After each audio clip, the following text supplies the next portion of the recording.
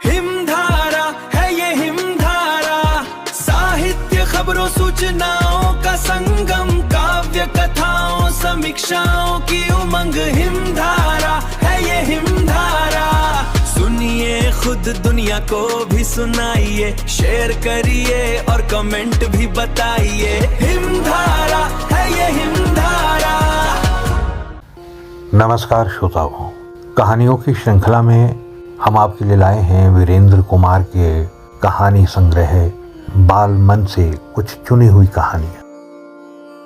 और वीरेंद्र कुमार हिमाचल प्रदेश के शिमला जिले के एक छोटे से गांव संदुआ से संबंध रखते हैं और वर्तमान में हिमाचल प्रदेश शिक्षा विभाग में अध्यापक के पद पर कार्यरत हैं।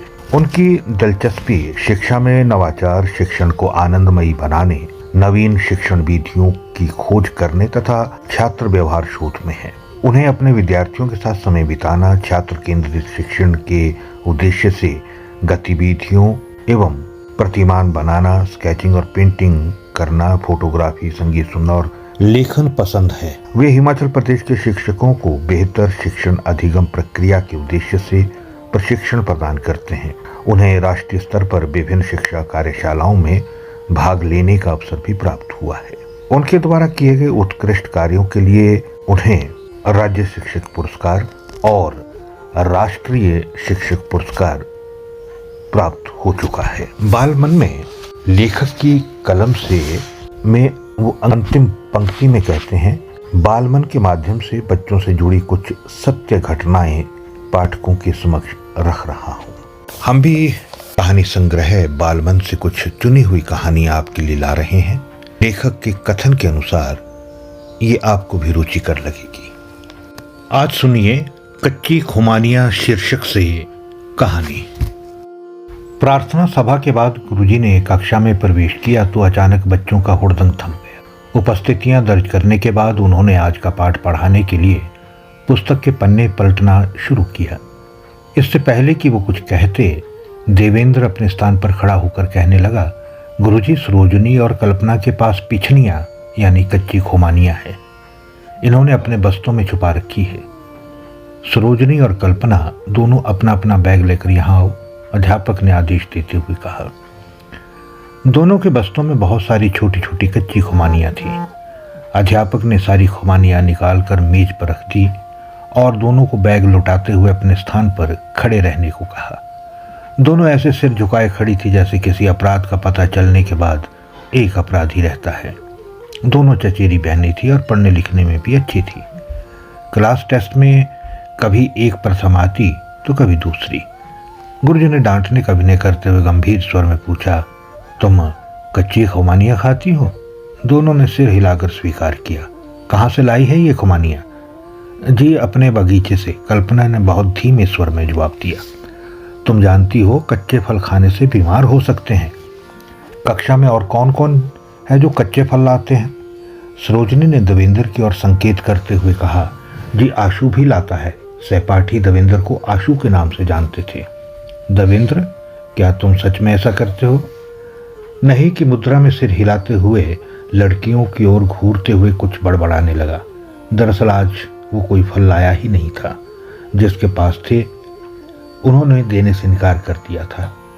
यही बात शिकायत का कारण बन गई। छोटे छोटे बच्चे इस कार्य को करने में आनंद लेते थे। एक दूसरे की शिकायत करना उनकी दिनचर्या का मुख्य कार्य था। दिन में एक बार तो कक्षा अवश्य ही कचहरी बन जाती थी। गुरुजी शिकायतें सुनते और मौके पर ही उनका निपटारा भी कर देते। आज तो ये कार्य सुबह ही शुरू हो गया था।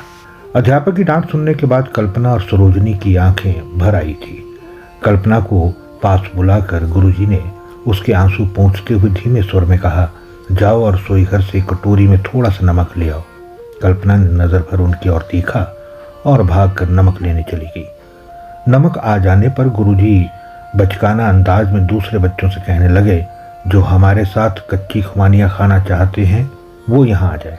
कुछ क्षण में तो वे बगले झांकते रहे और फिर एक दूसरे की देखा देखी में लपक कर मेज के चारों ओर जमा हो गए। अब गुरुजी ने सभी के हाथों में चुटकी भर नमक और दो दो खुमानियां थमा दी। सभी चटखारे लेकर खाने लगे। कक्षा का माहौल मस्त टोली में बदल गया। खाते खाते गुरुजी ने पास खड़ी सरोजनी के कान में बहुत धीमे स्वर में कहा, नमक लगाकर कच्ची खुमानियाँ खाने में मुझे भी बड़ा मज़ा आता है। मैंने बचपन में बहुत खुमानियाँ चुराई है। जब तक सारी खुमानियाँ ख़त्म नहीं हो गई तब तक गप्पों के साथ साथ खूब चटखारे लगते रहे। बच्चों के साथ बच्चा बनकर अपने बचपन से मिलने का जो सुखद एहसास होता है उसे शब्दों में बांध पाना मुश्किल है। गुरुजी इस बात को बेहतर समझते थे, शायद इसलिए तो अक्सर बचपन के गलियारों में लौट आते थे। दूसरी गतिविधियों के साथ आज का दिन हंसी खुशी बीत गया। दूसरे दिन रोजमर्रा के सामूहिक कार्यों के बाद गुरुजी कक्षा में पहुंचे तो लगा जैसे बच्चों को इंतजार खत्म हुआ। उपस्थितियां दर्ज होने के बाद फौरन बाद आशु और कमलेश ने 2 पोटलियां गुरुजी की मेज पर रख दी और झट से अपनी जगह पर जाकर बैठ गए। कल्पना, सरोजनी और कक्षा के अन्य बच्चों ने भी यही क्रम दोहराया। देखते ही देखते 9-10 पोटलियां जमा हो गई। ये सब क्या है? गुरुजी ने आश्चर्य से पूछा। बच्चों के पुलकित और सामूहिक स्वर में जवाब आया, हम आपके लिए कच्ची खुमानियाँ लाए हैं। गुरुजी इस बाल क्रीड़ा को देखकर मुस्कुराने के सिवाय दूसरी कोई प्रतिक्रिया नहीं कर पा रहे थे। ये सरोजनी के कानों में कही बात का ही परिणाम था जो अब उसके सामने था। कोमल मन वाले ये नन्हे मुन्ने अपने शिक्षक की खुशी के लिए हर संभव पूर्ण कार्य करने को तैयार रहते। शिक्षक के मुख से निकली हर बात इनके लिए एक महत्वपूर्ण आज्ञा के समान है।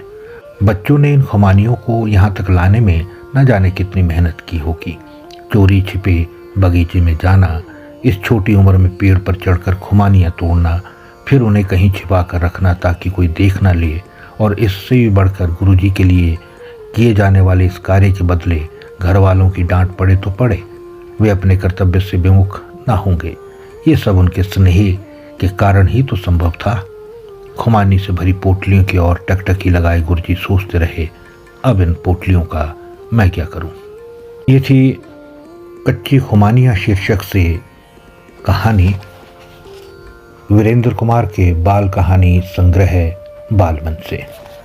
आज के लिए इतना ही, फिर मिलता हूँ इसी संग्रह से एक और नई कहानी के साथ। नमस्कार।